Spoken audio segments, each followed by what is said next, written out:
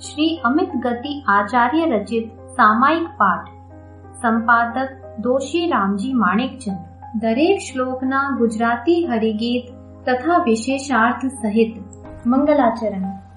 नमो अरहंताणं,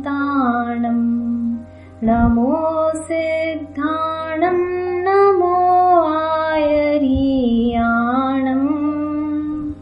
नमो अजायाणं, नमो लोये सवसाहुणं।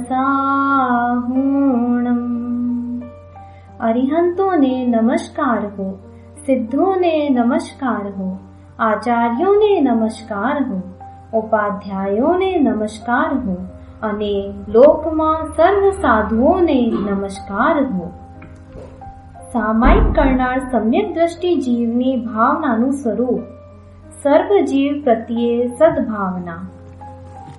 સૌ પ્રાણીયા સંસારના સન્મિત્ર મુજવાલા થજો, સદગુણ આનંદ માનો, મિત્ર કે વેરી હજો। દુખિયા પ્રતિ કરુણા અને દુશ્મન પ્રતિ મધ્યસ્થતા। શુભ ભાવના પ્રભુચાર આપામો, હૃદયમાં સ્થિરતા। વિશેષાર્થ। સામાયિક વ્રત પાંચમા ગુણસ્થાનવાળા સમ્યક દ્રષ્ટિ જીવોનું એક વ્રત છે। તે શુભ ભાવ છે। જેઓને પોતાના આત્મ સ્વરૂપનું ભાન ન હોય તેઓને સાચું સામાયિક વ્રત હોતું જ નથી।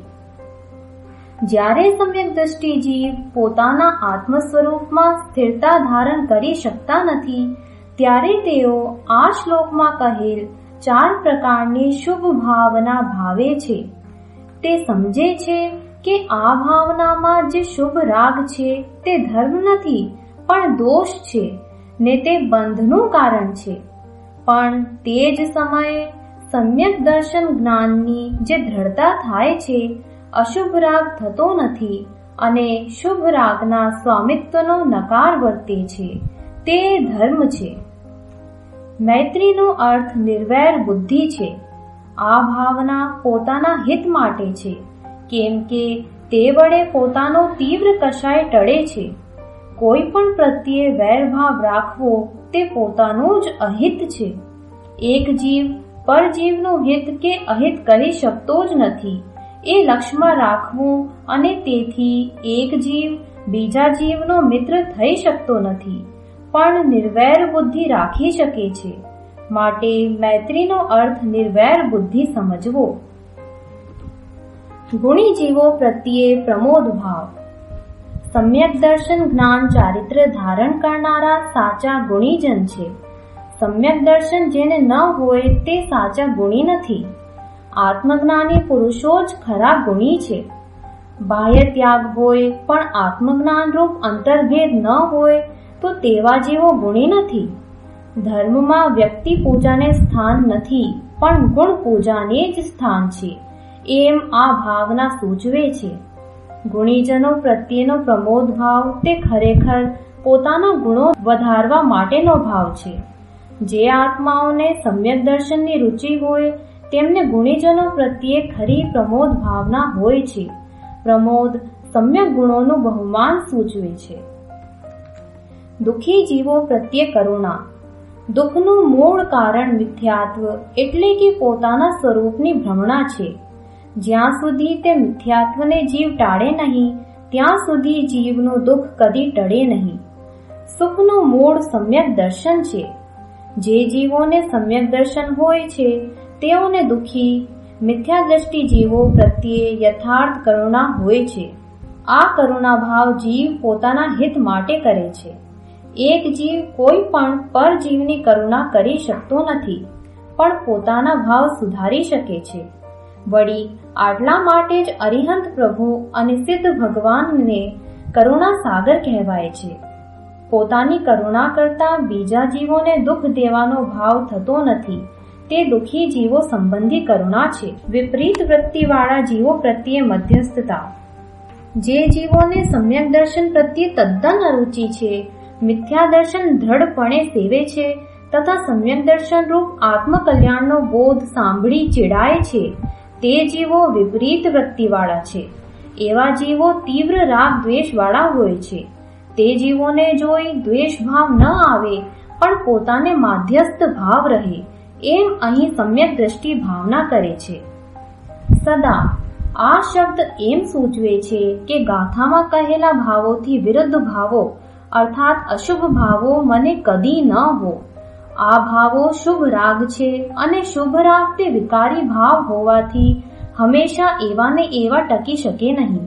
માટે તે ટળીને મને શુદ્ધ ભાવ પ્રગટો, એવી અહીં જ્ઞાનીની ભાવના છે. મિથ્યા દ્રષ્ટિ જીવને શુભ ભાવ ટળીને અશુભ ભાવ નિયમથી થાય છે. કેમ કે શુભ ભાવ તે વિકાર છે ને તે બદલાયા વિના રહે નહીં. તેથી મિથ્યા દ્રષ્ટિને થયેલ શુભ ભાવ અલ્પકાળમાં ટળીને અશુભ ભાવ થયા વિના રહેતા નથી. આ જીવ પણનો કંઈ કરી શકતો નથી. જીવે પોતે પોતાના ભાવ કેવા કરવા તે આમાં કહ્યા છે. શ્રી મોક્ષ શાસ્ત્ર અર્થાત તત્વાર્થ સૂત્રના 7મા અધ્યાયમાં શુભ આશ્રવનું વર્ણન કરતા 11મા સૂત્રમાં મૈત્રી પ્રમોદ કારુણ્ય માધ્યસ્થાની ચ સત્વ ગુણાધિક ક્લિશ્યમાના વિનયેષુ. સત્વ ગુણાધિક ક્લિશ્યમાન દુઃખી અને અવિનયી અર્થાત ઉદ્ધત પ્રકૃતિ ધારક મિથ્યા દ્રષ્ટિ એ જીવો પ્રત્યે અનુક્રમે મૈત્રી, પ્રમોદ, કારુણ્ય અને માધ્યસ્થ ભાવના ભાવવી એમ કહેલ છે. તે નિરંતર ચિંતવવા યોગ્ય છે એમ પણ કહેલ છે. સમ્યક દ્રષ્ટિ જીવો જ્યારે પોતાના સ્વરૂપમાં સ્થિર ટકી શકે નહીં ત્યારે તેમનું લક્ષ્ય પર તરફ જાય છે અને તેમ થતાં પોતામાં અશુભ ભાવો ન થવા દેવા માટે કેવા ભાવોની ભાવના કરે છે તે આ શ્લોકમાં કહ્યા છે. તે ભાવોમાં પરજીવો તો નિમિત્ત માત્ર છે. પરજીવોનું કંઈ કરવાનું કહેલ છે એવો આ શ્લોકનો અર્થ કરવો તે ન્યાય વિરુદ્ધ છે. કેમ કે એક દ્રવ્ય બીજા દ્રવ્યનો કાંઈ કરી શકતું નથી.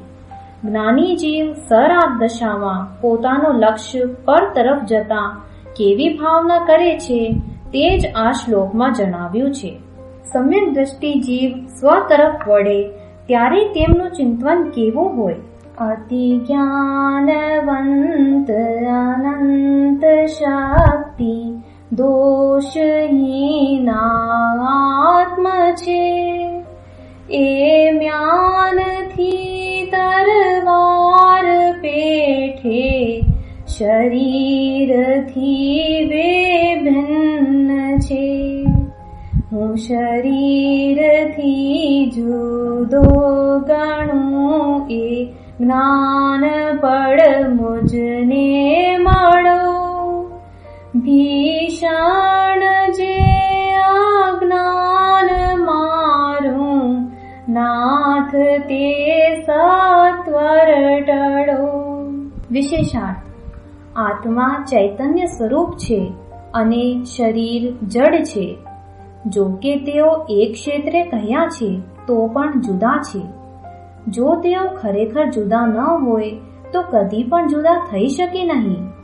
જેમ તલવાર મ્યાનથી જુદી જ છે તેથી તેને મ્યાનમાંથી જુદી પાડી શકાય છે, તેમ આત્મા શરીરથી જુદો હોવાથી આત્માના જ્ઞાન બળ વડે બંનેનું સ્વરૂપ જાણીને જીવને શરીરથી જુદો કરી શકાય છે. અહીં તે જ્ઞાન બળ પ્રગટ કરવાની ભાવના છે. શરીર અનંત પૂતગલ પરમાણુઓનો પિંડ છે. તે અચેતન છે. આત્મા તેનું કાંઈ કરી શકે નહીં. જીવ અને શરીર તદ્દન જુદા પદાર્થો છે એમ જે ન સમજે તેને ધર્મની શરૂઆત થઈ શકે નહીં. દ્રવ્યે, ક્ષેત્રે, કાળે અને ભાવે જુદા પદાર્થો એકબીજાનું કાંઈ કરી શકે નહીં. શરીરનું હું કાંઈ કરી શકું કે શરીરની ક્રિયા કરવાથી સામાયિક વગેરે થાય એમ જે માને છે તેણે જીવને અને શરીરને જુદા જ માન્યા નથી. તેથી તે જીવને ધર્મ કે સામાયિક હોઈ શકે નહીં અને તેને જીવ અને શરીરની વિભિન્નતા કદી થાય નહીં. શરીરનો દરેક રજકણ સ્વતંત્ર દ્રવ્ય છે અને જીવ પણ સ્વતંત્ર દ્રવ્ય છે. તેથી જીવ શરીરનું કાંઈ કરી શકે નહીં, રજકણો જીવનું કાંઈ કરી શકે નહીં અને એક રજકણ બીજા રજકણનું કાંઈ કરી શકે નહીં. કોઈ પણ દ્રવ્ય અન્ય દ્રવ્યને લાભ નુકસાન કરી શકતું નથી. વાટે જતા જીવો સિવાયના દરેક સંસારી જીવને મુખ્યપણે 3 શરીર હોય છે. મનુષ્યોને કારમાણ, તેજસ અને ઔદારિક એ 3 શરીર હોય છે. કોઈ લબ્ધિધારી મુનિને ચોથું આહારક શરીર હોય છે. આ શરીરોમાંથી કોઈ પણ શરીર જીવને કાંઈ લાભ કે નુકસાન કરતું જ નથી, કેમ કે તે જીવથી જુદું જ દ્રવ્ય છે. આવું સાચું જ્ઞાન પ્રથમ કરવાની જરૂર છે. આવું જ્ઞાન કર્યા વગર જીવનો પુરુષાર્થ કદી પોતાના તરફ વળે જ નહીં અને પરસંયોગ તરફ જ વલણ રહ્યા કરે. તેથી તેને આત્મભાવના જાગી નહીં. માટે શરીર વગેરે પર પદાર્થો તરફથી લક્ષ્ય ખેંચી લઈ શુદ્ધ જ્ઞાનાનંદ સ્વરૂપ પોતાના આત્મા તરફ વલણ કરવાના અભ્યાસ રૂપ આ ભાવના છે. આપના પ્રસાદથી આ શબ્દો એમ સૂચવે છે કે જીવ સમ્યક દર્શન પામે છે તેમાં વીતરાગી ઉપદેશ નિમિત્ત હોય છે. અજ્ઞાનીનો ઉપદેશ તેમાં નિમિત્ત કદી હોય જ નહીં. વીતરાગી પુરુષ કે વીતરાગી ઉપદેશ આત્માનું સ્વરૂપ સમજવામાં કાંઈ મદદ કે કૃપા કરે છે એમ માનવું તે અયથાર્થ છે. વીતરાગી પુરુષ અને તેનો ઉપદેશ બંને પરદ્રવ્ય છે, તેથી તે આત્માને લાભ કરી શકે નહીં. પણ સમ્યક દર્શન પામવામાં વીતરાગી ઉપદેશ જ નિમિત્ત હોઈ શકે એવું જ્ઞાન કરાવવા અને સમ્યક દ્રષ્ટિને રાગ હોય ત્યાં સુધી વીતરાગ પ્રભુનું બહુમાન વર્તે છે એટલું બતાવવા માટે આ શ્લોકમાં તવ પ્રસાદેન, આપના પ્રસાદથી, કૃપાથી એવું પદ વપરાયેલું છે.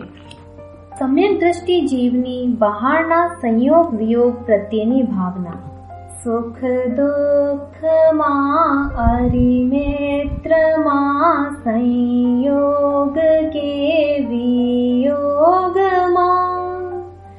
રખડું વને વારાજ ભુવને રાચતો સુખ ભોગમાં મમ સર્વ કાળે સર્વ જીવમાં આત્મવત બુદ્ધિ બધી તું આપજે મુજ મોહ કાપી આદશા કરુણાનિધિ.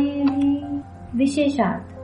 લોકો બાહ્ય સગવડને સુખ અને બાહ્ય અગવડને દુઃખ માને છે. આત્મજ્ઞાની એમ માને છે કે શરીર વગેરે બીજા કોઈ પર પદાર્થો જીવને સગવડ અગવડ કે સુખ દુઃખ આપતા નથી. માત્ર કલ્પના કરીને તેમાં સગવડ અગવડનો આરોપ અજ્ઞાની જીવ કરે છે. જ્ઞાની તો પોતાના શુદ્ધ ભાવને સુખ સગવડ રૂપ માને છે અને શુભ અશુભ ભાવોને દુઃખ અગવડ રૂપ માને છે. કોઈ પણ પરજીવ આ આત્માનો શત્રુ કે મિત્ર છે જ નહીં. માત્ર પોતાના શુદ્ધ ભાવ તે મિત્ર અને અશુદ્ધ શુભાશુભ ભાવ તે વૈરી છે. જડ ચેતનનો સંયોગ કે વિયોગ તે તો જ્ઞેય માત્ર છે. ખરી રીતે તો કોઈ જડ ચેતનનો સંયોગ વિયોગ થતો નથી, કેમ કે દરેક દ્રવ્ય પોતપોતાના સ્વક્ષેત્રમાં જ રહે છે. તે દ્રવ્યો સ્વયં પોતાના કારણે આકાશ ક્ષેત્ર બદલાવે છે અને એ રીતે પરદ્રવ્યનું ક્ષેત્ર બદલાવાથી આ જીવને કાંઈ લાભ નુકસાન થતું નથી. પોતે પોતાના સ્વભાવમાં જોડાઈ રહે એટલે કે શુદ્ધ ભાવ એકાકાર રૂપ પ્રગટ કરે અને પોતાનામાંથી અશુદ્ધ ભાવોનો વિયોગ કરે એ જ જીવને લાભનું કારણ છે. અહીં એ જ ભાવના છે. ઘર હો કે જંગલ હો તે બંને પર વસ્તુ છે. તે કોઈ જીવને લાભ નુકસાન કરતા નથી એમ જ્ઞાની જાણે છે. વસ્તુ સ્વરૂપની સાચી માન્યતા થયા પછી સમ્યક દ્રષ્ટિ જીવ ઉપર મુજબની ભાવના કરે છે. સાધક દશામાં તેનો રાગ ક્રમે ક્રમે ટળે છે. જ્યાં સુધી રાગ રહે છે ત્યાં સુધી પર તરફ લક્ષ્ય જાય છે. તેથી તે રાગ તોડીને લક્ષ્યને સ્વ તરફ વાળીને નિર્વિકલ્પ રાગ રહિત દશા પ્રગટ કરવાની આ ભાવના છે. આમાં સદાય માટે વીતરાગતાની ભાવના કરી છે. આ શ્લોકમાં અશેષ શબ્દ વાપર્યો છે તે એમ સૂચવે છે કે અભિપ્રાયમાંથી તો પરદ્રવ્ય સંબંધી સંપૂર્ણ મમત્વ બુદ્ધિ ટળી ગઈ છે, પણ ચારિત્રમાં કાંઈક અંશે મમત્વ રહ્યું છે, તે ટળી જાઓ એવી ભાવના અહીં કરી છે. આ શ્લોકમાં સદા અપી સદાય શબ્દ વાપર્યો છે. તેનો અર્થ પહેલા શ્લોકની ટીકામાં જણાવ્યો છે તે મુજબ અહીં સમજવો. મારું લક્ષ્ય સદાય જ્ઞાન તરફ જ રહો એવી ભાવના.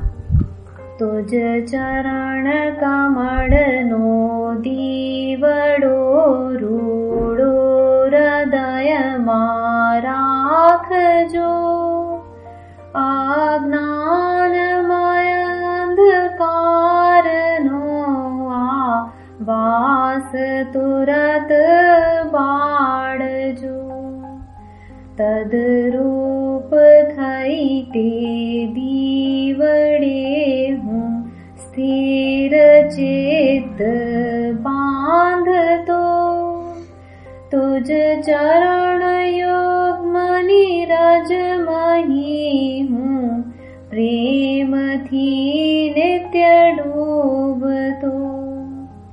આ શ્લોકમાં પોતાના શુદ્ધ સ્વરૂપમાં એકાકારપણે લીન થવાની ભાવના છે. અહીં જિનેન્દ્ર દેવને ઉદ્દેશીને નિમિત્તથી કથન કર્યું છે. કેમ કે સમ્યક દ્રષ્ટિને જ્યારે સ્વરૂપમાં સ્થિરતા ન હોય ત્યારે રાગ હોય છે અને તે રાગને લીધે તેનું લક્ષ્ય ભગવાન આદિ ઉપર જાય છે અને તે વખતે વિનયપૂર્વક પોતાના સ્વરૂપ તરફ વળવાની ભાવના કરે છે. ભગવાન તો પરદ્રવ્ય છે, તેથી તેમના ચરણ કમળ કોઈ બીજા જીવમાં પ્રવેશ કરે, સ્થિર થાય કે એકરૂપ થાય કે દીપક સમાન બની જાય એમ બને નહીં. પણ સમ્યક દ્રષ્ટિ જીવો નિજ સ્વરૂપમાં લીન થવા, સ્થિર થવા, સમાઈ જવા કે બિંબ રૂપ થવા ઈચ્છે છે. તેથી ભગવાન પ્રત્યેના બહુમાનના કારણે ઉપચારથી કથન કર્યું છે. સદા લીન થવાની ભાવના અહીં કરી છે. તે એમ બતાવે છે કે જ્ઞાનીને શુભ ભાવ રાખવાની ભાવના નથી, પણ તે છેદીને શુદ્ધ ભાવમાં લીન થવાની ભાવના છે. આ શ્લોકમાં તમઃ મોહ અંધકાર શબ્દ વાપર્યો છે. તે એમ સૂચવે છે કે મિથ્યા દર્શન અને મિથ્યા ચારિત્ર રૂપ મોહ ટાળવામાં ભગવાનનું વિતરાગી વિજ્ઞાન જ નિમિત્ત હોઈ શકે. અજ્ઞાનીઓનું જ્ઞાન મિથ્યા હોવાથી ધર્મમાં તે કદી પણ નિમિત્ત હોઈ શકે નહીં. સર્વજ્ઞ વિતરાગ દેવના દ્રવ્યગુણ પર્યાયનું સ્વરૂપ યથાર્થપણે જે ન જાણે તેનું મિથ્યા દર્શન અને મિથ્યા ચારિત્ર રૂપ મોહ કદી ટળે નહીં, અને જે યથાર્થપણે જાણે તેનો મોહ ટળ્યા વગર રહે નહીં એમ આ શ્લોક સૂચવે છે. લીન, કીલિત, સ્થિર, નિષાદ અને બિંબિત શબ્દો સમ્યક ચારિત્રની દ્રઢતા કરવાની ભાવના સૂચવે છે. પૂર્વે કરેલ પ્રમાદનું પ્રાયશ્ચિત. પ્રમાદથી પ્રયાણ કરીને વિચરતા પ્રભુ અહીં તહીં, એકેન્દ્રિયાદિ જીવને હણતા કદી ડરતો નહીં.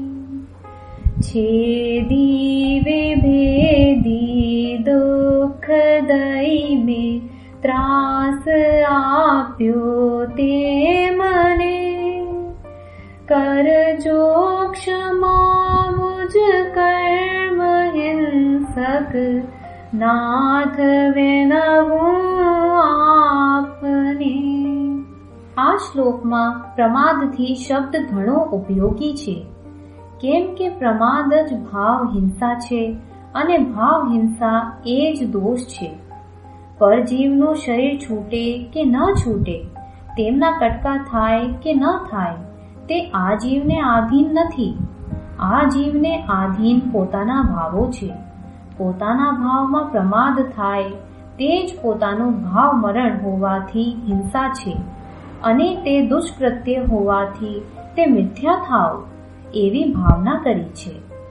પરજીવનું જીવન કે મરણ તેના આયુષ્યને આધીન છે અને તેના આયુષ્ય પ્રમાણે જ જીવનું જીવન મરણ થાય છે.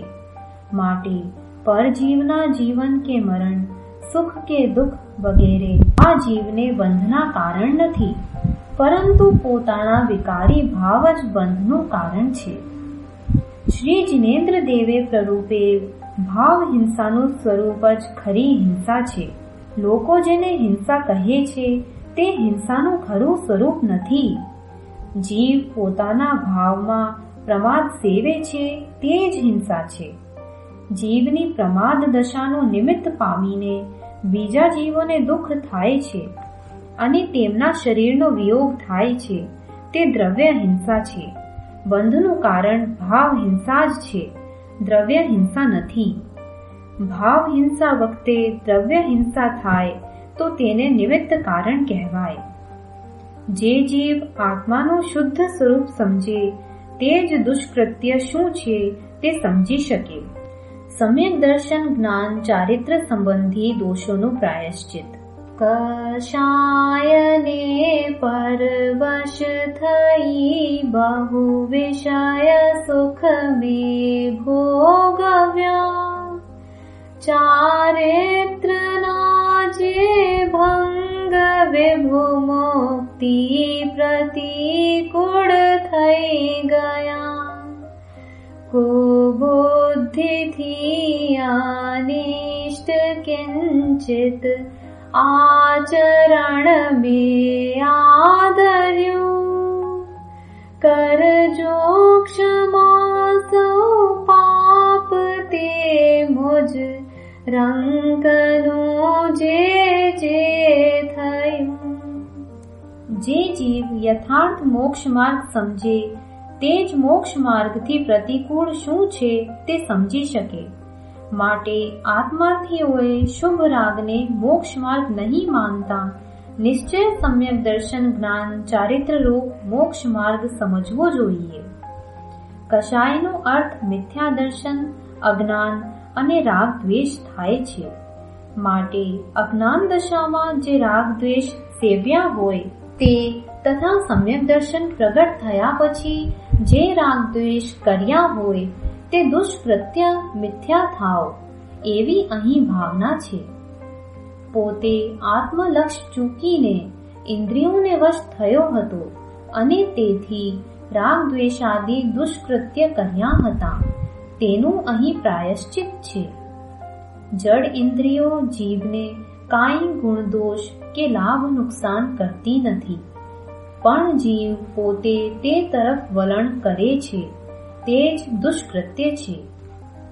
આત્માનું સ્વરૂપ સમજ્યા વિના કોઈ આત્મા સાચો જીતેન્દ્રિય થઈ શકે નહીં, કેમ કે અજ્ઞાની જીવ ઇન્દ્રિયોથી પોતાને દુઃખ થાય છે એમ માને છે. તેથી તે ત્યાગ દ્વેષપૂર્વક જ હોય છે અને તેને દુષ્કૃત્યનો સાચો ત્યાગ હોતો નથી. શુદ્ધ ભાવ તે સુકૃત્ય છે. પુણ્ય અને પાપ એ બંને ભાવો દુષ્કૃત્ય છે. સર્વ પાપોની આલોચના નિંદા ગરહા. મન વચન કાય કશાયથી કીધા પ્રભુ મે પાપ બહુ, સંસારના દુઃખ બીજ સૌ વાવ્યા, અરે હું શું કહું. તે પાપને આલોચના નિંદા અને ધિક્કારથી હું ભસ્મ કરતો જેમ વિષ જાતું વાદીથી. મન, વચન અને કાયા પૂતગલ પિંડ છે. તેઓ જીવને કાંઈ લાભ કે નુકસાન કરતા નથી. પણ જ્યારે જીવ પોતે પોતાના દોષના કારણે તે તરફ લક્ષ્ય કરે છે ત્યારે પોતાનામાં વિકાર થાય છે. પણ લક્ષ્ય વિના વિકાર થાય નહીં. જ્યારે વિકાર કરે ત્યારે ક્યાંક પર ઉપર લક્ષ્ય હોય જ છે. વિકાર વખતે જીવે કઈ પર વસ્તુ ઉપર લક્ષ્ય કર્યું તેનું જ્ઞાન કરાવવા માટે મન, વચન કે કાયા વડે વિકાર કર્યો એમ કહેવાય છે. આ કથન વ્યવહારનું છે. વ્યવહાર કથન નિમિત્તનું જ્ઞાન કરાવવા માટે કરવામાં આવે છે. મન, વચન, કાય તો નિમિત્ત માત્ર છે. તેમના કારણે વિકાર થતો નથી. કષાયનો અર્થ 6 શ્લોકમાં કહેવામાં આવ્યો છે. મિથ્યાત્વ તે ઉત્કૃષ્ટ પાપ છે, કેમ કે તે અપરિમિત મોહ છે. ચારિત્રનો દોષ અર્થાત કે રાગ દ્વેષ તો પરિમિત મોહ છે. અજ્ઞાનીના કષાયમાં મિથ્યાત્વનો સમાવેશ થઈ જાય છે. આ શ્લોકમાં આપેલ વૈદ્યનો દ્રષ્ટાંત ખાસ લક્ષ્યમાં રાખવા યોગ્ય છે. સમ્યક દર્શન જ વિકાર રોગને ટાળવા માટે પ્રથમ મંત્ર ગુણ છે અને સમ્યક દર્શન જ્ઞાન પૂર્વકનો ચારિત્ર તે વિકારનો સર્વથા નાશ કરવાનો બીજો મંત્ર છે. આ સિવાય બીજો કોઈ ઉપાય જીવના વિકાર ટાળવા સમર્થ નથી. નિંદા. આત્મસાક્ષીએ પોતાના દોષોને પ્રગટ કરવા. આલોચના. પોતામાં લાગેલા દોષોને જોઈ જવા. ગરહણા. પંચ પરમેષ્ઠી કે ગુરુની સાક્ષીએ પોતાના દોષો પ્રગટ કરવા. ભવ દુઃખના કારણરૂપ મહાપાપ તે મિથ્યા દર્શન છે. તે ટાળીને ચારિત્રમાં સ્થિરતા કરી રાગ રૂપ મોહ ટાળવાની અહીં ભાવના છે.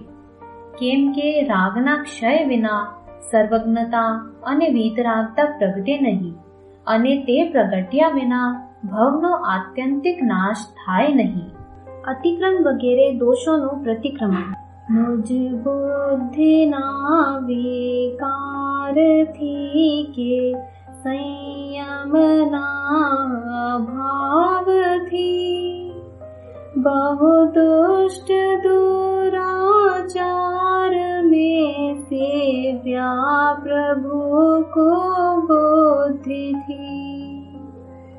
करवूं હતું તેના કર્યો પ્રમાદ કેરા જોરથી.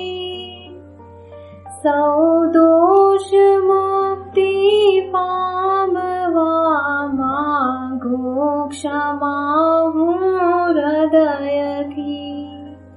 સમ્યક દ્રષ્ટિ જીવને જ સાચું સામાયિક હોય છે. આ શ્લોકમાં જણાવેલ પ્રતિક્રમણની ભાવના સમ્યક દ્રષ્ટિની છે. મુમુક્ષુ જીવોએ પ્રથમ આત્મભાન વડે મિથ્યાત્વનું પ્રતિક્રમણ કરવું જોઈએ, એટલે કે સમ્યક દર્શન પ્રગટ કરવું જોઈએ. સમ્યક દર્શન એ જ મિથ્યા દર્શન રૂપ મહાપાપનું પ્રતિક્રમણ છે. ત્યાર પછી સમ્યક ચારિત્રના દોષો ટાળીને સ્વરૂપમાં સ્થિર રહેવું તે ચારિત્રના દોષોનું પ્રતિક્રમણ છે. પ્રતિક્રમણનો અર્થ મિથ્યાત્વ આદિ દોષથી પાછા ફરીને ત્યાગ કરી નિજ સ્વરૂપ પ્રગટ કરવું તે છે. અતિક્રમ આદિ શબ્દોના અર્થ હવે પછીના શ્લોકમાં કહ્યા છે. મુજ મલિન મન જો થાય તો તે દોષ અતિક્રમ જાણતો. વળી સદાચારે ભંગ બનતા દોષ વ્યતિક્રમ માનતો. તે અતિચારી સમજવો જે વિષય સુખમાં માલતો. અતિ વિષય સુખ આસક્તને હું અનાચારી ધારતો. આ શ્લોકમાં કહેલ ચારે પ્રકારો અશુભ ભાવ છે. પ્રથમ 3 પ્રકારના દોષો થવા છતાં જીવનો એટલો પુરુષાર્થ ટકી રહે છે કે સમ્યક દર્શન અને વ્રતનો ભંગ થઈ જતો નથી. પણ ચોથો દોષ મોટો છે. તે દોષ લાગતા જીવના વ્રતમાં ભંગ થાય છે અને જો સત્ય શ્રદ્ધામાંથી જીવ ખસી જાય તો તે મિથ્યા દ્રષ્ટિ થઈ જાય છે અને તેથી તેના સમ્યક દર્શન અને વ્રત બંને નષ્ટ થાય છે. વચનના નિમિત્તે જીવે કરેલા દોષોની ક્ષમા. મુજ વચન વાણી ઉચ્ચાર માતલ ભાર વિનિમય થાય તો જો અર્થ માત્રા પદ મહી લવલેશ વધ ઘટ હોય તો યથાર્થ વાણી ભંગનો દોષિત પ્રભુ હું આપનો આપી ક્ષમા મુજને બનાવો પાત્ર કેવળ બોધનો. સમ્યક જ્ઞાનનું નિમિત્ત જીનવાણી જ હોય. સમ્યક જ્ઞાનનું પ્રથમ નિમિત્ત અજ્ઞાનીની વાણી કદી હોઈ શકે નહીં. સમ્યક જ્ઞાની પોતાના શુદ્ધ ઉપયોગમાં સ્થિર રહી શકતા નથી ત્યારે તેઓ જ્ઞાનની વિશેષ નિર્મળતા માટે જીનવાણીનું શ્રવણ, વાંચન અને મનન કરે છે. કેવળ જ્ઞાનને અને સમ્યક શુદ્ધ જ્ઞાનને પણ સરસ્વતી દેવી કહેવામાં આવે છે. શુદ્ધ જ્ઞાન પૂર્વક કેવળ જ્ઞાન થાય છે. તેથી જ્ઞાની સરાગ અવસ્થા ટાળીને પોતાના શુદ્ધ ઉપયોગમાં સ્થિર થઈ કેવળ જ્ઞાન પ્રગટ કરવાની ભાવના કરે છે એમ આ શ્લોકમાં દર્શાવ્યું છે. જીનવાણી પર વસ્તુ છે. તે આત્માને કંઈ લાભ નુકસાન કરી શકે નહીં. પણ જીવને જ્યારે સમ્યક જ્ઞાન પ્રથમ થાય ત્યારે જીનવાણી નિમિત્ત રૂપ હોય છે. એવું જ્ઞાન કરાવવા માટે આ શ્લોકમાં વ્યવહારથી કથન કરાવ્યું છે. જે સમ્યક જ્ઞાન છે તે જ સરસ્વતીની સત્ય મૂર્તિ છે. તેમાં પણ સંપૂર્ણ જ્ઞાન કેવળ જ્ઞાન છે કે જેમાં સર્વ પદાર્થો પ્રત્યક્ષ ભાસે છે. તે અનંત ધર્મયુક્ત આત્મતત્વને પ્રત્યક્ષ દેખે છે. તેથી તે સરસ્વતીની મૂર્તિ છે. તદનુસાર જે શુદ્ધ જ્ઞાન છે તે આત્મતત્વને પરોક્ષ દેખે છે. તેથી તે પણ સરસ્વતીની મૂર્તિ છે. વળી વચનરૂપ દ્રવ્ય શુદ્ધ પણ તેની મૂર્તિ છે. કારણ કે વચનો દ્વારા અનેક ધર્મયુક્ત આત્માને તે બતાવે છે. આ રીતે સર્વ પદાર્થોના તત્વો જણાવનાર જ્ઞાનરૂપ તથા વચનરૂપ અનેકાંતમયી સરસ્વતીની મૂર્તિ છે. સરસ્વતીના નામ વાણી, ભારતી, શારદા, વાગ્દેવી, વાગીશ્વરી, વાગ્દેવતા, શંકરી ઇત્યાદિ ઘણા છે. લૌકિકમાં જે સરસ્વતીની મૂર્તિ પ્રસિદ્ધ છે તે યથાર્થ નથી. જીનવાણી રૂપ સરસ્વતીના નિમિત્તે બોધ આદિની પ્રાપ્તિ. પ્રભુ વાણી તું મંગલમયી મુજ શારદા હું સમજતો વળી ઈષ્ટ વસ્તુ દાનમાં ચિંતામણી હું ધારતો સુબોધને પરિણામ શુદ્ધિ સંયમને વરસાવતી તું સ્વર્ગના દિવ્ય ગીત સુણાવી મોક્ષ લક્ષ્મી અર્પતી. આ શ્લોકમાં જીનવાણીનું મહાત્મ્ય વર્ણવ્યું છે અને નિજ સ્વભાવની ભાવના કરી છે. જીનવાણીનું મહાત્મ્ય વ્યવહાર નયે છે. નિશ્ચયને આત્માના સમ્યક જ્ઞાનનું મહાત્મ્ય છે. જીવ જ્યારે સમ્યક દર્શન આદિ પ્રકટ કરે છે ત્યારે જીનવાણી ઉપર નિમિત્ત તરીકેનો આરોપ આવે છે. તેથી જીનવાણી નિમિત્ત કહેવાય છે. મુમુક્ષુઓને રાગ હોય ત્યારે જીનવાણી તરફ લક્ષ્ય જતા તેનું મહાત્મ્ય આવ્યા વગર રહેતું નથી, પણ પોતાના ત્રિકાળી શુદ્ધ સ્વરૂપ તરફ લક્ષ્ય કરતા સમ્યક દર્શન પ્રગટે છે અને ત્યાર પછી ક્રમે ક્રમે રાગ ટાળીને જીવ વિશેષ સ્વરૂપ લીનતા કરે છે. ચિંતવવા લાયક વસ્તુ એક શુદ્ધાત્મા જ છે. તેનું સ્વરૂપ જીનવાણી દ્વારા જ જાણી શકાય છે એમ અહીં બતાવ્યું છે. સમ્યક દર્શન જ્ઞાન ચારિત્ર જે અપ્રાપ્ત હતા તેની પ્રાપ્તિ તે બોધિ છે અને તેમનું નિર્વિઘ્નપણે ભવાંતરમાં સાથે લઈ જવું તે સમાધિ છે. હવે 6 ગાથામાં દેવાદિદેવની સ્તુતિ કરવામાં આવે છે. સ્મરણ કરે યોગી જનો જેનો ઘણા સન્માનથી, વળી ઇન્દ્ર નર ને દેવ પણ એ સ્તુતિ કરે જેની અતિ, એ વેદ ને પુરાણ જેના ગાય ગીતો હર્ષમાં, તે દેવના તે દેવ ભાલા સિદ્ધ વસજો હૃદયમાં. જે આત્મા નિજ સ્વરૂપ સમજે તે જ પરમાત્માનું સત્ય સ્વરૂપ સમજી શકે અને તે જ તેમની સ્તુતિ કરી શકે. આ શ્લોકમાં કહેલ સ્તુતિ વ્યવહાર નયે છે, એટલે કે તે શુભ રાગ રૂપે છે. પરમાત્માની નિશ્ચય સ્તુતિનું સ્વરૂપ શ્રી સમયસારની ગાથા 31 થી 33 અને તેની ટીકામાં કહ્યા છે, ત્યાંથી સમજી લેવું. આત્માના સ્વરૂપનું જેને ભાન હોતું નથી તેને વ્યવહાર સ્તુતિ પણ હોતી નથી. તેવાઓના શુભ ભાવ તે વ્યવહાર આભાસી સ્તુતિ છે. વેદનો અર્થ શાસ્ત્ર જ્ઞાન છે. 4 અનુયોગને વેદ કહેવામાં આવે છે. પ્રથમાનુયોગને પુરાણ કહેવામાં આવે છે. બાકીના 3 કર્ણાનુયોગ, ચરણાનુયોગ અને દ્રવ્યાનુયોગના કથનને શાસ્ત્રો કહેવામાં આવે છે. દેવાદિદેવ પરમાત્માની સ્તુતિ ચાલુ.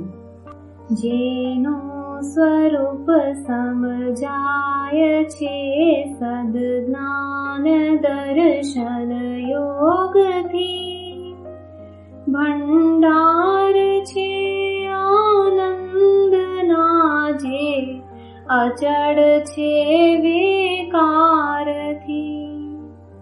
પરમાત્મની સંજ્ઞા થકી ઓળખાય જે શુભ ધ્યાનમાં, તે દેવના પણ દેવ ભાલા સિદ્ધ વસજો હૃદયમાં. આ શ્લોકમાં પોતાના શુદ્ધ પૂર્ણ સ્વભાવરૂપ પરમાત્માની પ્રાપ્તિની ભાવના છે. જ્યાં ભગવાન બિરાજમાન હોય ત્યાં પાખંડ હોય નહીં. મિથ્યાત્વ મોટામાં મોટો પાખંડ છે. તેને જે જીવ ટાળે તે જ પોતાના શુદ્ધ પર્યાયો પ્રગટ કરી શકે. ભગવાન તો વીતરાગ છે, પુણ્ય ભાવ પણ તેમને નથી. તેથી ભગવાનનો ભક્ત પ્રશસ્ત રાગ અર્થાત પુણ્ય ભાવને ધર્મ કે ધર્મનો સહાયક માને નહીં. તેની દ્રષ્ટિમાં રાગનો આદર હોય જ નહીં. સાધક અવસ્થામાં જીવને રાગ થાય ખરો, પણ ભગવાનનો ભક્ત તેને ધર્મ માનતો નથી. તેથી તે રાગનો અલ્પકાળમાં નાશ કરશે.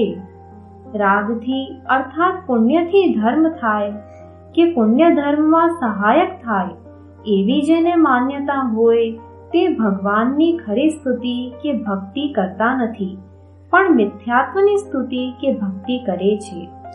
અજ્ઞાનના કારણે તે પોતે ભગવાનની સ્તુતિ કે ભક્તિ કરે છે એમ માને છે.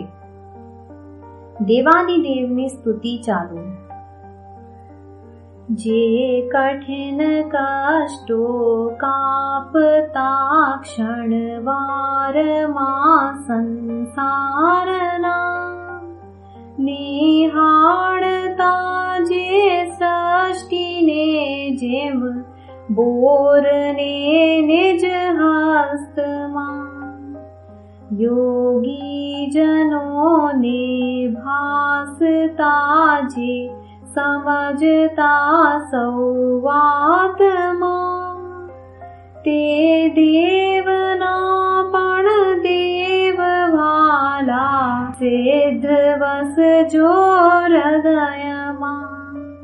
પોતાના શુદ્ધ સ્વરૂપની પ્રાપ્તિને ઉપચારથી દેવાદિદેવની પ્રાપ્તિ કહેવામાં આવે છે. તીર્થંકર દેવ પર છે. તેઓ કાંઈ બીજા જીવોમાં પ્રવેશ કરી શકે નહીં, પણ તેમનો ભાવ અને પોતાનો ભાવ એક જ પ્રકારનો થાય તે તીર્થંકર દેવની અંતરંગ પ્રાપ્તિ છે. જેઓ પોતાના સ્વરૂપને ઓળખી પોતામાં લીન રહે છે તે યોગી કહેવાય છે. ભવ તે જ દુઃખની જાળ છે. આત્માના સ્વરૂપમાં ભવ નથી, તેથી સમ્યક દ્રષ્ટિને ભવની શંકા થાય નહીં. સમ્યક દર્શન થતાં સંસાર ચક્ર ટળી જાય છે. ભય તે જીવનો વિકાર ભાવ છે. સમ્યક દ્રષ્ટિ જીવોને તે વિકારના સ્વામિત્વનો નકાર છે. તેથી અલ્પકાળમાં જ તેની મુક્તિ થાય છે. જ્યાં મિથ્યાત્વ હોય ત્યાં ભવ હોય જ. સમ્યક દર્શન હોય ત્યાં ભવ ભ્રમણ કદી હોય જ નહીં. દેવાદિદેવની સ્તુતિ ચાલુ. જન્મો મરણના દુઃખને નહીં જાણતા કદી જે પ્રભુ, જે મોક્ષ પથ દાતાર છે ત્રિલોકને જોતા વિભુ. કલંકહીન દિવ્ય રૂપ જે રહેતું નહીં પણ ચંદ્રમાં, તે દેવના પણ દેવ વાલા, સિદ્ધ વસજો હૃદયમાં. આ શ્લોકમાં વિકલ વિશેષણ વપરાયેલ છે, તેથી આ સ્તુતિ શરીર રહિત સિદ્ધ ભગવંતને કરાયેલી છે એમ સમજવું. ખરી રીતે તો પોતે સિદ્ધ અવસ્થા પ્રાપ્ત કરે તેવી અહીં ભાવના છે. પરમાત્માની સ્તુતિ ચાલુ. આ વિશ્વના સૌ પ્રાણી પર શુદ્ધ પ્રેમને સ્પૃહ રાખતા, નહીં રાગ કે નહીં દ્વેષ જેને અસંગ ભાવે વર્તતા, વિશુદ્ધ ઇન્દ્રિય શૂન્ય જેવા જ્ઞાનમય છે રૂપમાં, તે દેવના પણ દેવ વાલા, સિદ્ધ વસજો હૃદયમાં. જે મોહ રાગ દ્વેષ દ્વારા પોતાનામાં સમાવાયા છે તે મિથ્યા દ્રષ્ટિ સંસારી જીવ છે એમ આ શ્લોકમાં કહ્યું છે. સમ્યક દ્રષ્ટિને રાગાદિ સ્પર્શતા નથી, તેથી તે સંસારનો અંત કરે છે. મિથ્યા દ્રષ્ટિપણું તે જ સંસારનો મૂળ છે. ભગવાને તે મૂળનો નાશ કરી ભગવત દશા પ્રગટાવી છે. સર્વે જીવો શક્તિ રૂપે ભગવાન છે.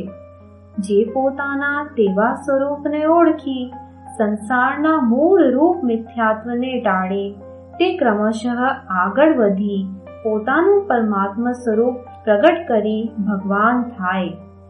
આ શ્લોકમાં પોતાનું પરમાત્મા સ્વરૂપ પ્રગટ કરવાની ભાવના છે. શ્રી જિનેન્દ્ર દેવની સ્તુતિ ચાલુ.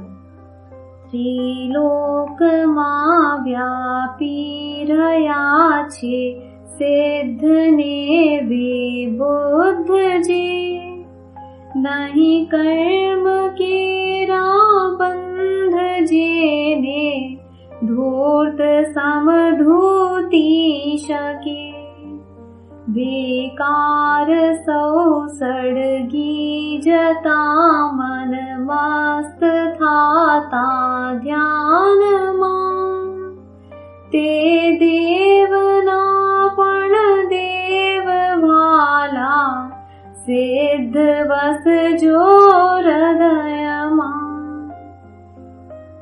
પ્રદેશોની સંખ્યા અપેક્ષાએ દરેક જીવ અસંખ્યાત પ્રદેશી છે। અનેક ક્ષેત્ર અપેક્ષાએ શરીરના આકારે તેનો વર્તમાન આકાર હોય છે।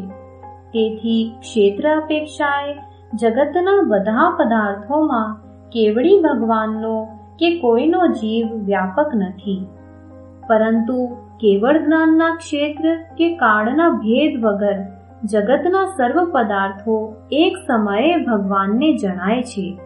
તેથી જ્ઞાન અપેક્ષાએ જીવને સર્વગત અથવા સર્વવ્યાપક કહેવાનો વ્યવહાર છે। કર્મના 3 પ્રકાર છે, 1 ભાવકર્મ, 2 દ્રવ્યકર્મ, 3 નો કર્મ શરીર આદિ। એ ત્રણેય પ્રકારના કર્મોથી રહિત એવી જે સિદ્ધ દશા તે પ્રગટ કરવાની ભાવના આ શ્લોક દ્વારા કરી છે।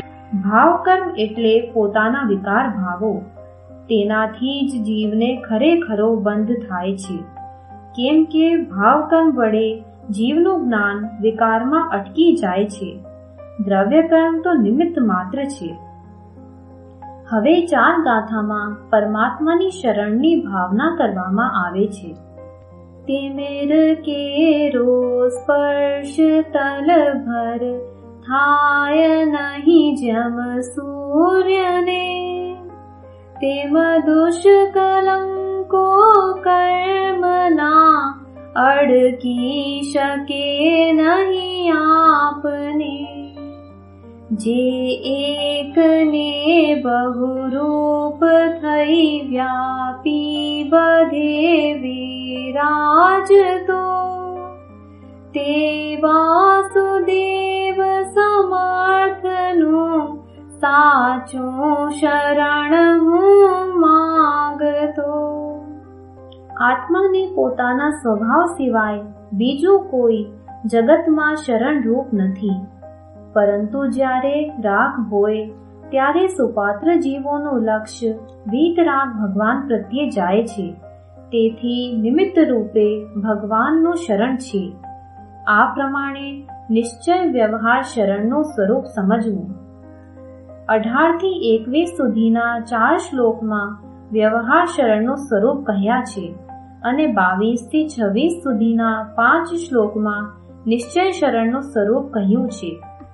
પરમાત્માના શરણની ભાવના ચાલુ। રવિ તેજ વેણ પ્રકાશ જે 3 ભવનને અજવાળતો તે જ્ઞાન દીપ પ્રકાશ તારા આત્મમાં શું દીપતો જે દેવ મંગળ બોધ મીઠા મનુજને નિત્ય આપતો તે વાસુદેવ સમર્થનું સાચું શરણ હું માંગતો।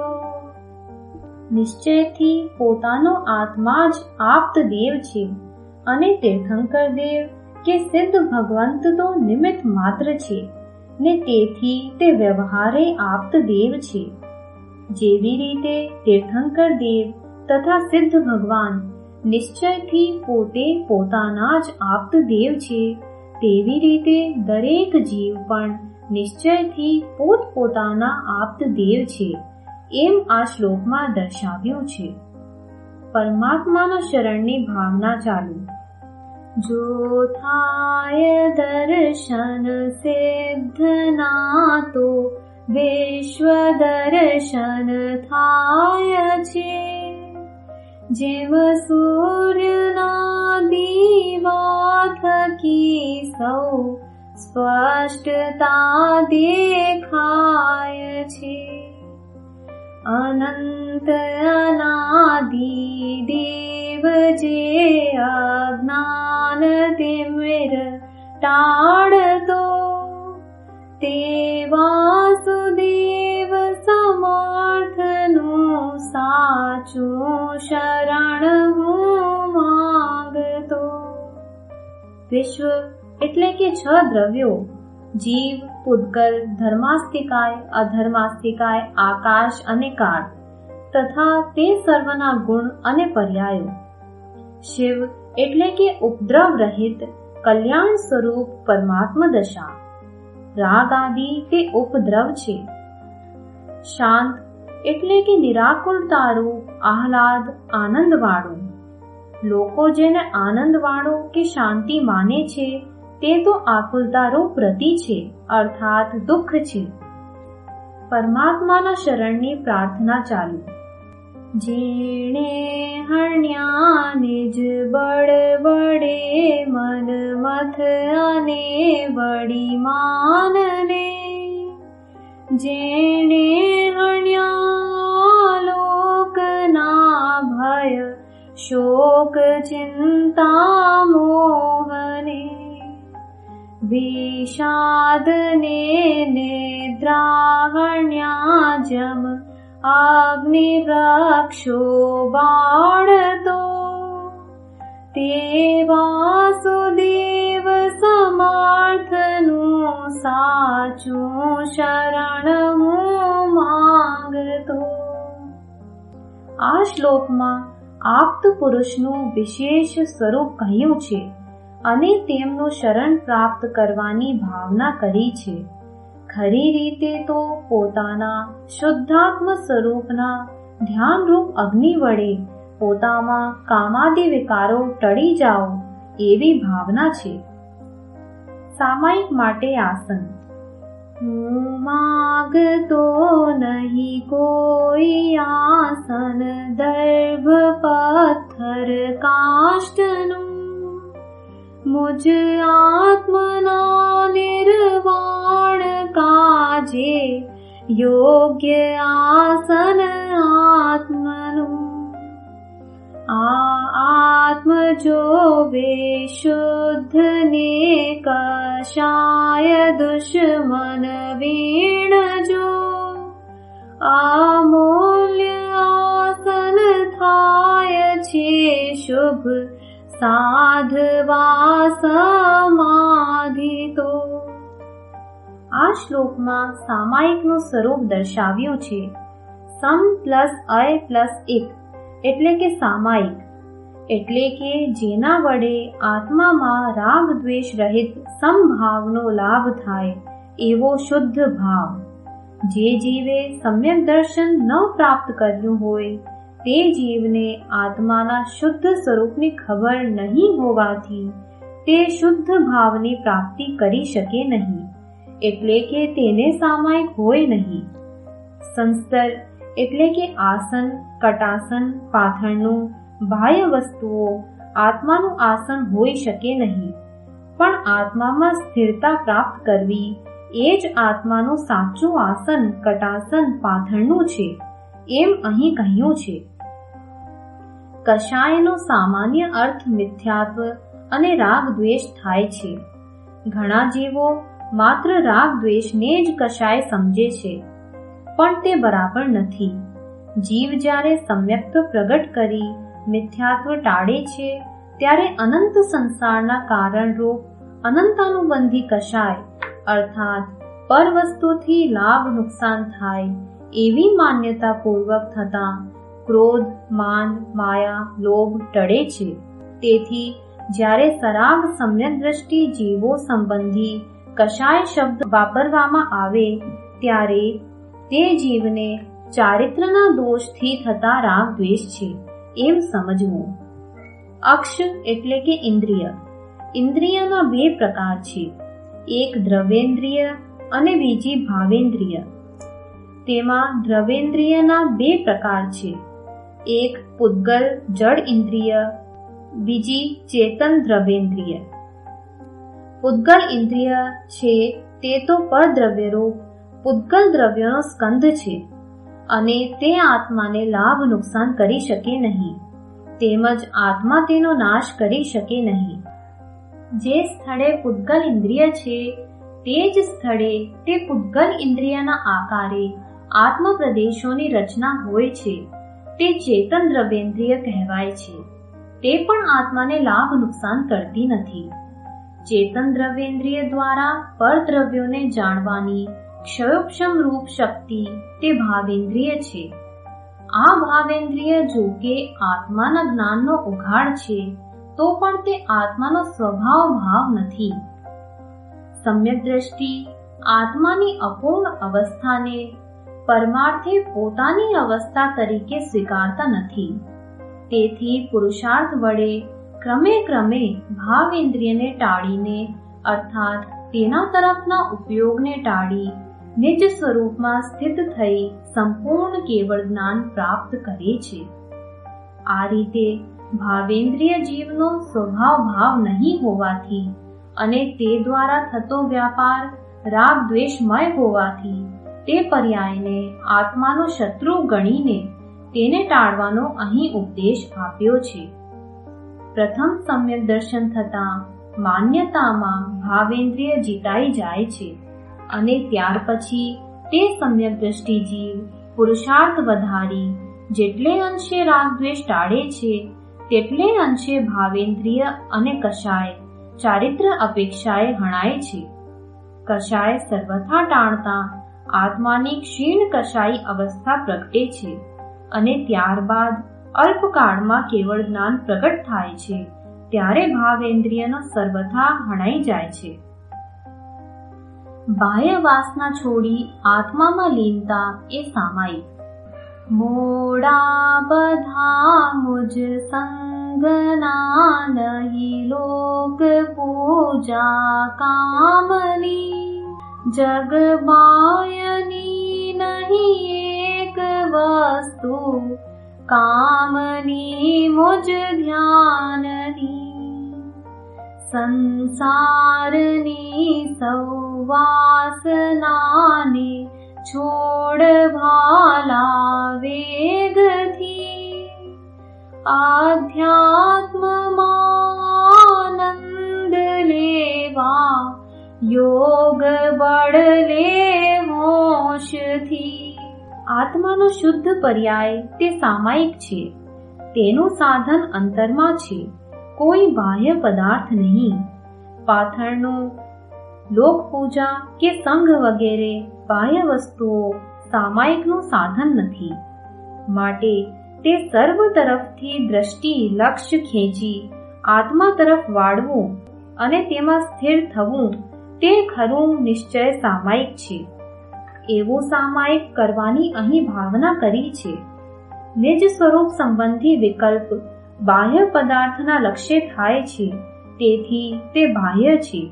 માટે તે વિકલ્પ છોડી નિર્વિકલ્પ સ્વરૂપમાં રત લીન થવાનું અહીં કહ્યું છે.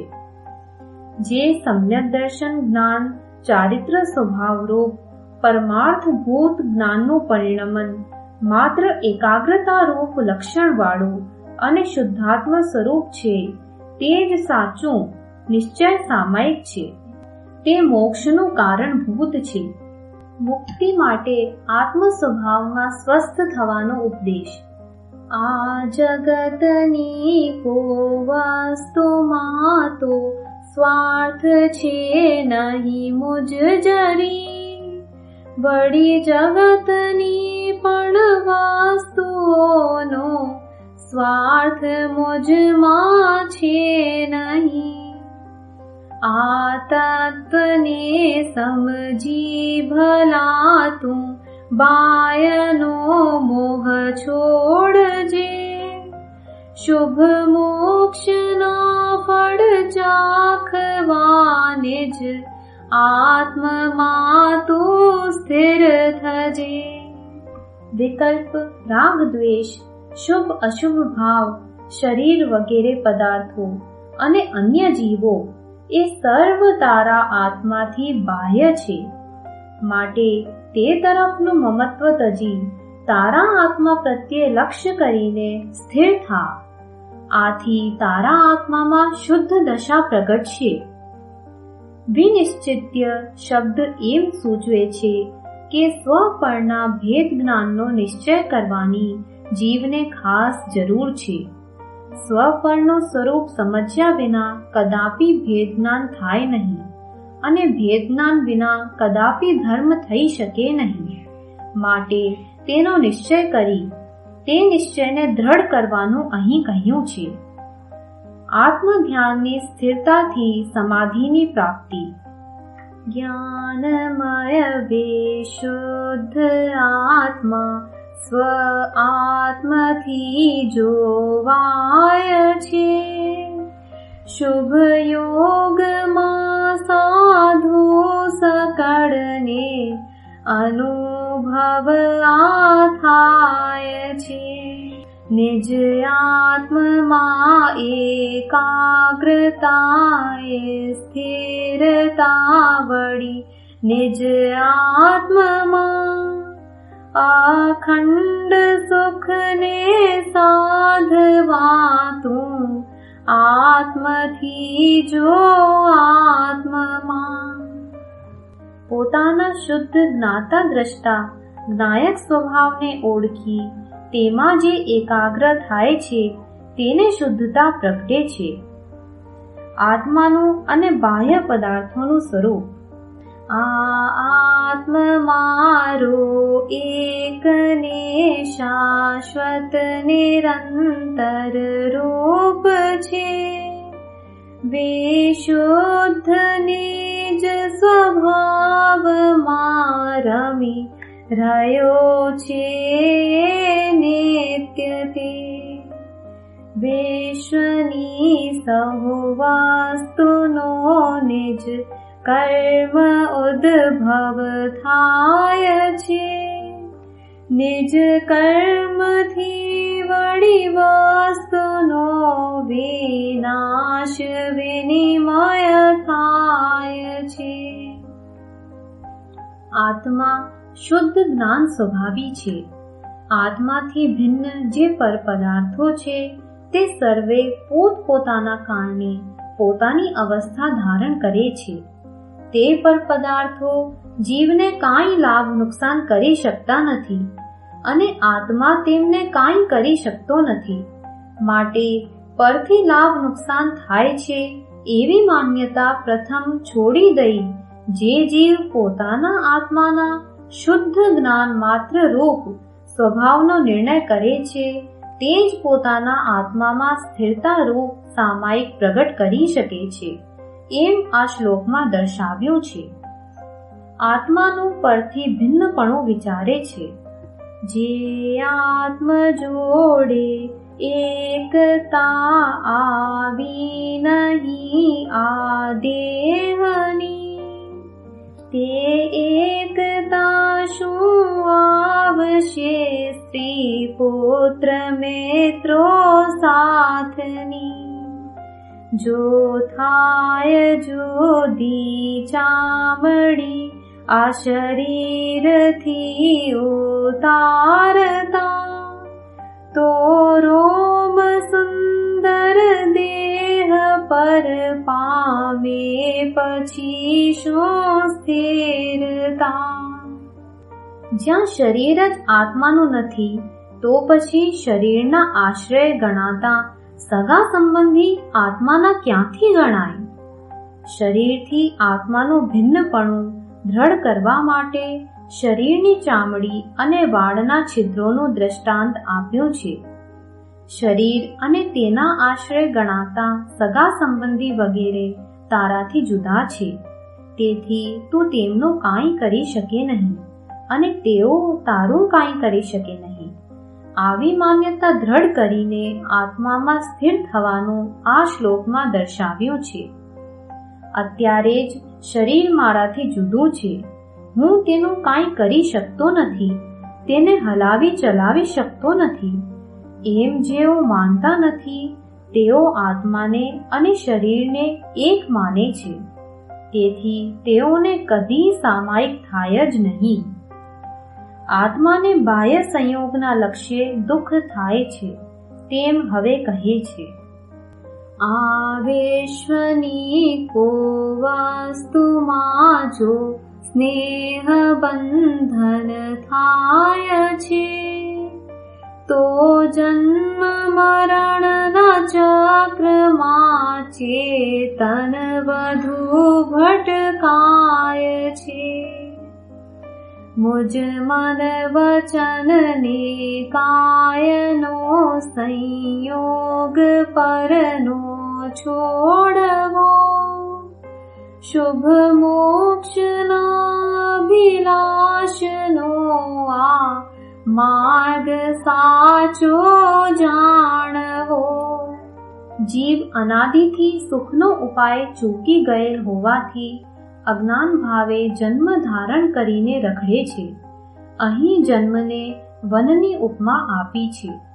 જીવ અજ્ઞાન દશામાં પોતાનો સ્વભાવ ચૂકી પર ઉપર લક્ષ્ય કરે છે અને તેમનાથી પોતાને લાભ નુકસાન થાય એમ તે માને છે. જે પર પદાર્થો ઉપર પોતે લક્ષ્ય કરે છે તે પર પદાર્થો સંયોગ કહેવાય છે. સંયોગથી લાભ નુકસાન થાય એવી ઊંધી માન્યતાની પકડને લીધે પર પદાર્થને ઇષ્ટ અનિષ્ટ માનીને તેના ગ્રહણ ત્યાગ કરવાની આકુળતા જીવ સેવે છે. પર વસ્તુઓ સંબંધી ઈચ્છાનો સતત પ્રવાહ જોશભર ચલાવે છે, તે જ દુઃખ છે અને તે વિકાર હોવાથી અનેક પ્રકારનું હોય છે. ઓછી આકુળતા એટલે કે પુણ્ય ભાવ પણ ખરેખર દુઃખ જ છે. છતાં અજ્ઞાન ભાવે તેને સુખ માની જીવ ભ્રમણા સેવે છે અને તેના ફળરૂપે જન્મરૂપ વનમાં ચક્કર માર્યા કરે છે. તે દુઃખ ટાળવા માટે સ્વવસ્તુ અને પરવસ્તુના સ્વરૂપને જાણી યથાર્થ ભેદજ્ઞાન કરી પર તરફનું લક્ષ્ય છોડી સ્વ તરફ વળવું જોઈએ. એમ કરે તો જ જીવનું દુઃખ મટે છે. તે સિવાય કોઈ પણ અન્ય ઉપાય દુઃખ મટે નહીં. પ્રશ્ન: પુણ્યથી દુઃખ મટે કે નહીં?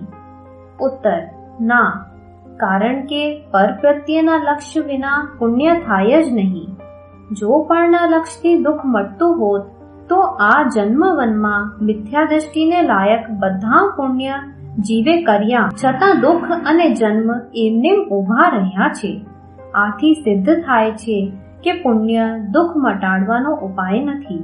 એટલે કે પુણ્યથી ધર્મ થાય કે તે ધર્મને સહાયક થાય તેમ નથી. આ રીતે પુણ્ય પાપ રહિત નિજ સ્વભાવનો નિર્ણય કરી ત્રિકાળ શુદ્ધ ચૈતન્ય સ્વરૂપ તરફ વળ્યા વિના કદી ધર્મની શરૂઆત થાય નહીં ને દુઃખ મટે નહીં. અજ્ઞાની પુણ્યને ધર્મનું પરંપરા કારણ માને છે, તે મિથ્યા માન્યતા છે. અજ્ઞાનીને પુણ્ય સર્વ અનર્થનું પરંપરા કારણ થાય છે, એમ શ્રી પંચાસ્તિકાયની 167મી ગાથા અને તેની ટીકાઓમાં કહ્યું છે. આત્મામાંથી ખસી મન વચન કાયા તરફનું જોડાણ થયા વિના પણ લક્ષ્ય થાય નહીં. સમ્યક દ્રષ્ટિને અભિપ્રાયમાંથી પ્રથમ મન વચન કાયા તરફનું જોડાણ સર્વથા ટળી જાય છે અને પછી સ્વરૂપ સ્થિરતા વડે જેમ જેમ ચારિત્ર દોષ ટળતો જાય છે તેમ તેમ મન વચન કાયા તરફનું જોડાણ છૂટતું જાય છે. આ જ સુખ પ્રાપ્ત કરવાનો સાચો ઉપાય છે એમ આ શ્લોકમાં દર્શાવ્યું છે. વિકલ્પ જાળ તોડી આત્મામાં લીન થવાનો ઉપદેશ. સંસાર રૂપી સાગરે જે અવનતિમાં લઈ જતી, તે વાસનાની જાળ પ્યારા તોડ સંયમ જોરથી. બડી બાયથી છે આત્મજોદો ભેદ મોટો જાણવો. તલ્લીન થઈ ભગવાનમાં ભવ પંથ વિકટ કાપવો.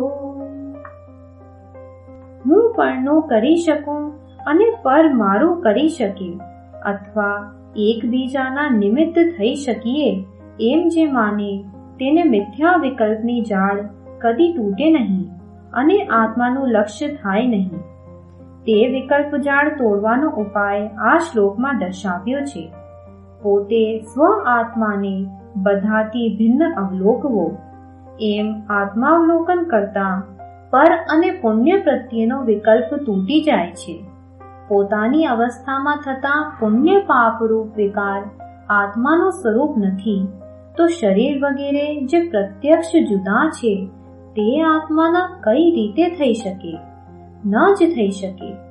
માટે પરથી અને વિકારથી ભિન્ન એવા પોતાના સિદ્ધ સમાન પરમાત્મ તત્વમાં લીન થવાનો અભ્યાસ કરવો. એ અભ્યાસ વડે સંસારરૂપ વનમાં રખડાવનાર વિકલ્પ જાળનો નાશ થાય છે. પુણ્ય પાપ અનુસાર સંયોગનો સંબંધ થાય છે એમ કહે છે. કર્મો કર્યા જે આપણે ભૂતકાળમાં જન્મો લઈ, તે કર્મનું ફળ ભોગવ્યા વિણ માર્ગ એકે છે નહીં. પરનું કરેલું કર્મ જો પરિણામ આપે મુજને, તો મુજ કરેલા કર્મનો સમજાય નહીં કઈ અર્થને. આ શ્લોકમાં કહ્યું છે કે ચેતન કે અચેતન કોઈ પણ પર પદાર્થો આત્માને સુખ દુઃખ આપી શકતા નથી. માટે પરથી મને લાભ નુકસાન થાય એ માન્યતા એકદમ છોડી દેવી. આત્માને જે કાંઈ શુભાશુભ સંયોગ વિયોગનો સંબંધ થાય છે તે પોતે કરેલા પુણ્ય પાપ અનુસાર થાય છે, પણ તે સંયોગ વિયોગ સુખ દુઃખ આપી શકતા નથી. સંયોગ વિયોગમાં ઇષ્ટ અનિષ્ટની કલ્પના તે દુઃખનું કારણ છે. શ્રી પ્રવચન સારના 2 અધ્યાયની 24મી ગાથામાં કહ્યું છે કે રાગાદી અશુદ્ધ પરિણતિરૂપ વિભાવથી ઉત્પન્ન થતી જીવની ક્રિયા મોહ ક્રિયા અફળ નથી, પણ સંસાર રૂપ ફળને આપનાર હોવાથી સફળ છે. પરંતુ સમ્યક દર્શન પૂર્વક સ્થિરતા રૂપ પરમ ધર્મ નિષ્ફળ છે. અર્થાત તે નર નારક આદિ સંસાર પર્યાયરૂપ ફળથી રહિત છે. માટે મિથ્યાત્વરૂપ અશુદ્ધ પરિણતિ પ્રથમ છોડવી. શરૂઆતમાં પૂર્વે જે કર્મ આત્માએ પોતે કર્યું છે એમ કહ્યું છે, ત્યાં પૂર્વે કર્મ બાંધવામાં જીવના વિકારનું નિમિત્તપણું હતું એટલે બતાવવા માટે છે. જીવે પૂર્વે વિકાર ભાવ કરતા જે કર્મ બંધાયા તે આત્માએ પોતે કર્યા છે એમ વ્યવહારે કહેવામાં આવે છે. ખરી રીતે આત્મા જડ કર્મ કરી શકતો નથી, કેમ કે આત્મા ચેતન દ્રવ્ય છે અને જડ કર્મરૂપ અનંત પુદ્ગલ અચેતન દ્રવ્યો છે. સ્વયંકૃતમ કર્મ નિરર્થકમ આ પદનો અર્થ સમજવાની જરૂર છે. જીવ પોતે જે ભાવ કરે તે નિશ્ચયે સ્વયંકૃત કર્મ છે અને તે ભાવ કર્મનો કરતા ભોગતા જીવ એક જ સમયે તે ભાવ કરતી વખતે જ થાય છે. શુદ્ધ ભાવ કરે તે શુદ્ધ ભાવનો અને અશુદ્ધ ભાવ કરે તો અશુદ્ધ ભાવનો કરતા તથા ભોગતા તે જ સમયે જીવ થાય છે. અર્થાત તે ભાવ કર્મ નિરર્થક નથી. જીવ જ્યારે અશુદ્ધ ભાવ કરે ત્યારે નિમિત્ત નૈમિત્તિક સંબંધના કારણે જે નવા કર્મો જીવ સાથે એક ક્ષેત્રાવગાહપણે બંધાય છે તે પણ ઉપચારથી સ્વયંકૃત કર્મ કહેવાય છે. જડ કર્મ 2 પ્રકારના છે, ઘાતી અને અઘાતી. તેમાં ઘાતી કર્મ નિરર્થક જતા નથી. તેનો અર્થ એ છે કે તેના ઉદય સમયે જેટલે દરજ્જે જીવ તેમાં જોડાય તેટલે દરજ્જે આત્મામાં વિકારી ભાવ થાય. તે ઘાતી કર્મને ભોગવટો ઉપચારથી થયો કહેવાય છે અને તેટલે દરજ્જે તે કર્મ નિરર્થક ન થાય એમ કહેવું એ પણ ઉપચાર છે. જો જીવ સ્વપુરુષાર્થથી તે કર્મના ઉદયમાં જેટલે અંશે ન જોડાય તેટલે અંશે તે કર્મ નિર્જરી જાય. જ્યારે જીવે વિકાર ન કરવાનું જે પુરુષાર્થ કર્યો ત્યારે તે કર્મનો ઉદય નિર્જરારૂપ થયો. તે રીતે એ કર્મનો ભોગવટો જીવે કર્યો એમ ઉપચારથી કહેવાય છે. અઘાતી કર્મના ઉદય સમયે બાહ્ય સંયોગ વિયોગનો સંબંધ થાય છે. જીવ તેનો જ્ઞાતા દ્રષ્ટા રહે તો સુખી થાય અને સંયોગ વિયોગમાં ઈષ્ટ અનિષ્ટની કલ્પના કરે તો દુઃખી થાય. આ રીતે સ્વયંકૃત કર્મ નિરર્થક નથી એવો આ પદનો અર્થ સમજવો. આત્મ સ્વરૂપમાં અનન્યપણાનો ઉપદેશ. સંસારના સૌ પ્રાણીઓ ફળ ભોગવે નિજ કર્મનું, નિજ કર્મના પરિપાકનો ભોગતા નહીં કો આપણું. લઈ શકે છે અન્ય તેની છોડ એ ભ્રમણા બોરી. પ્રભુ ધ્યાન માની મગ્ન થાતું જ આત્મનો આશ્રય કરી. એક દ્રવ્ય અન્ય દ્રવ્યનું કાંઈ પણ કરી શકતું નથી એ સિદ્ધાંત અહીં પ્રતિપાદિત કર્યો છે. માટે કોઈ પર મને સુખ દુઃખ સગવડ અગવડ કે ધન મકાન વગેરે કાંઈ પણ આપી શકે એ મિથ્યા બુદ્ધિ છોડવી. પૂર્વે કરેલા વિકારી ભાવોનું નિમિત્ત પામીને સ્વયં આવેલા જડ કર્મો પણ તને કાંઈ કરી શકતા નથી. જ્યારે પરવસ્તુનો સંયોગ વિયોગ થવાનો હોય ત્યારે કર્મની ઉદયરૂપ હાજરી હોય એટલો સંબંધ જાણી લેવો. પરંતુ જીવના ભાવમાં કર્મનો ઉદય કાંઈ પણ કરી શકતો નથી. જો આ પ્રમાણે યથાર્થ જાણે તો જ જીવ પોતાનામાં એકાગ્ર થઈ શકે. જડ કર્મ ઉદયમાં આવી જીવને ફળ આપે એમ કહેવું તે વ્યવહાર કથન છે. અહીં એટલો જ અર્થ સમજવો કે પરવસ્તુનો સંયોગ વિયોગ સ્વયં પોતપોતાથી થાય છે. માત્ર તેને અનુકૂળ અઘાતી કર્મનો ઉદય તે સમયે સ્વયં ઉદય રૂપે હોય છે. જીવ તે સમયે સ્વલક્ષ્ય ચોકી સંયોગનું લક્ષ્ય કરે તો વિકાર થાય અને તે વખતે ઘાતી કર્મનો ઉદય થયો કહેવાય. જો જીવ સ્વલક્ષ્યમાં રહીને વિકાર ન કરે તો તે જ ઘાતી કર્મોની નિર્જરા થઈ એમ કહેવાય. આ રીતે જીવના ભાવનો આરોપ કર્મમાં આવે છે. આત્માના ભાવ આત્મામાં છે અને કર્મની તે વખતની અવસ્થા તો કર્મમાં જ છે. તે આત્મપ્રદેશથી છૂટા પડવા રૂપે જ છે. તે કર્મો આત્માને કાંઈ કરતા નથી એમ જાણી કર્મોની અને સંયોગની દ્રષ્ટિ છોડી પોતાનું પોતાથી અનન્યપણું વિચારી પોતાના આત્મ સ્વરૂપમાં દ્રષ્ટિ કરી એકાગ્ર થવું એમ આ શ્લોકમાં કહ્યું છે. આત્મ ધ્યાનથી મુક્તિની પ્રાપ્તિ. શ્રી અમિત ગતિ અગમ્ય પ્રભુજી ગુણ અસીમ છે આપના. હૃદયથી આ દાસ તારો ગુણ ગાય તુજ સામર્થ્યના. પ્રકટતા જો ગુણ બધા મુજ આત્મમાં સદભાવથી. શુભ મોક્ષને વરવા પછી પ્રભુ વાર ક્યાંથી લાગતી. ત્રિકાળ શુદ્ધ નિજાતમાં જ ધ્યાન કરવા યોગ્ય છે અને તેનું ફળ મુક્તિ છે એમ અહીં કહ્યું છે. પણ એ ખાસ ધ્યાન રાખવું કે પ્રથમ શુદ્ધાત્માનું સ્વરૂપ જાણ્યા વિના તેનું ધ્યાન થઈ શકે નહીં. માટે મોક્ષાર્થીઓએ પ્રથમ શુદ્ધ આત્મ સ્વરૂપ જાણવું ને પછી શુદ્ધાત્માનું ધ્યાન કરવું. આત્માની ઓળખાણ વિનાનું ધ્યાન તો સસલાના શીંગના ધ્યાન કરવા સમાન મિથ્યા છે. કેટલાક જીવો આત્મ સ્વરૂપ સમજ્યા વિના જે ધ્યાન કરે છે તે ધર્મ ધ્યાન નથી, પરંતુ તે તો મૂળતાની વૃદ્ધિ કરનાર ધ્યાનાભાસ છે. માટે નિજ શુદ્ધાત્મ સ્વરૂપ યથાર્થ સમજવા જીવે કટિબદ્ધ થવું યોગ્ય છે. અંતિમ મંગળ દ્વારા સામાયિકનું ફળ.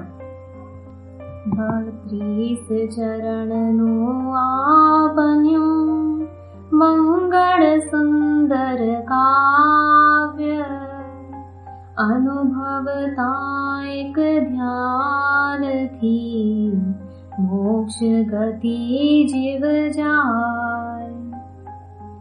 આ શ્લોકો માત્ર મુખથી બોલી જવાના નથી, પરંતુ તેના અર્થ સમજી તેના ભાવનું ભાષણ થવાની જરૂર છે.